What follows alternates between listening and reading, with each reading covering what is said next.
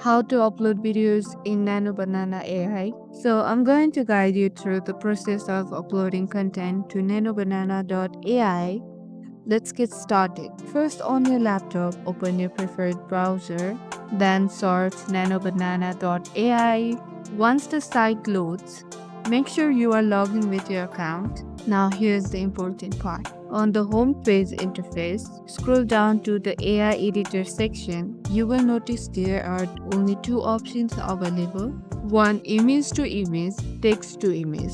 That's because NanoBanana.ai is designed specifically for natural language image editing. It can transform your photo or generate image from text prompt, but it does not support video uploads. So instead of uploading videos, you can either choose image to image or select text to image, and that's the only way to upload content on NanoBanana.ai, either photo or text prompt, not videos. If you found this helpful, don't forget to give it a thumbs up, hit subscribe, and stay tuned for more quick tech tips. Thank you for watching.